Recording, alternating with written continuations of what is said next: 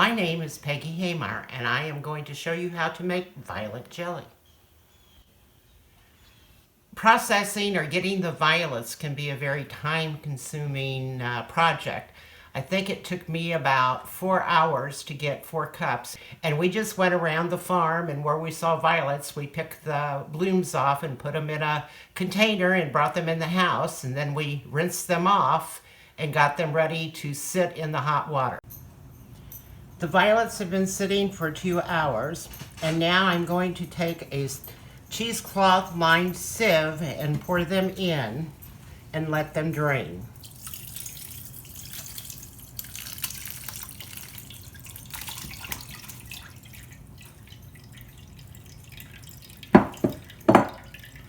I've been making jelly since I was a very young lady. I had 9 brothers and sisters, and I was the second oldest, so I got to learn to cook real quickly.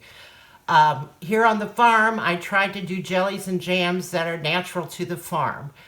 We do elderberry, strawberry, blackberry, wild plum, grape, peach, pear, just about anything you can think of. We started an orchard over 10 years ago, so we've been enjoying it ever since. I have measured out 2 cups of violet water. To this water, I will need to add Shore Gel, which is a pectin. You can buy any type of pectin, it doesn't matter. It can be a brand name or whatever.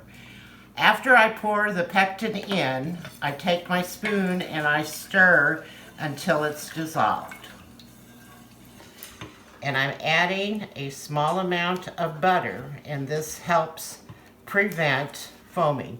Usually they call for about 1/4 to 1/2 teaspoon. I'm going to add the lemon juice and let the mixture come to a rapid boil. My mixture has now come to a rapid boil, so it is time to add the sugar. I have pre-measured 2 cups of sugar in a bowl so I can pour it all in at one time. Once you've added the sugar, you must stir it until the sugar is dissolved. And once it comes back to a rapid boil, count 1 minute.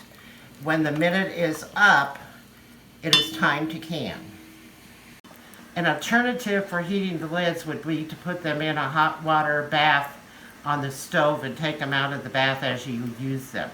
The other thing you can do with your jars is you can put them also in a hot water bath and then have them covered at least a 1/2 inch till they and have them boil. I usually use the microwave to heat mine. I'm now going to take the cooked jelly and put it into a jar, leaving a 1/2 inch from the top so that it can seal. I also let this cook down on the stove. I didn't take it off the stove. As you can tell, the lid on this has a little blip in the middle. That means it has not sealed. When that blip goes down, as this one has, then you know you have a sealed jar. I store mine in the freezer, so it usually doesn't have to have been sealed.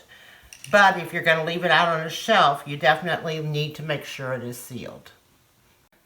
Thanks for watching, and I hope you have a good day. Be sure to subscribe to Wild Seed Field Museum's YouTube channel. We'd love to hear about the kinds of jellies that you make, and please comment below.